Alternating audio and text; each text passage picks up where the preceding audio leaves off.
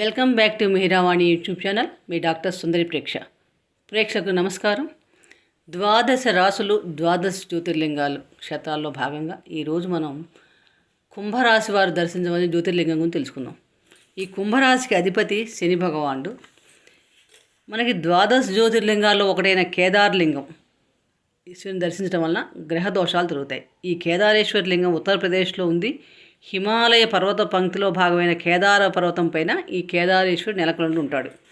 ఈయన్ని దర్శించడం వలన ఈ కుంభరాశి వారికి జాతకంలో ఉన్న గ్రహ దోషాలు తొలగుతాయి. శని సంబంధమైన సమస్యలు కూడా తొలగి శని అనుకూలమైన ఫలితాలు ఇస్తాడు. ముఖ్యంగా వీరు శనివారం నాడు నువ్వులు దానం, అభిషేకం చేయడం, మహన్యాసపూర్వక రుద్రాభిషేకం చేయడం వలన చాలా అనుకూలమైన ఫలితాలు కూడా పొందగలుగుతారు. ప్రతిరోజు కూడా ఆ కేదారేశ్వరుడికి సంబంధించిన స్తోత్రాన్ని చదువుకోవటం వలన కూడా ఆ గ్రహ దోషాల నుండి విముక్తి పొందడం ఎటువంటి సందేహం లేదు. జీవితంలో ఒకసారైనా కేదారేశ్వరుని దర్శించాలి.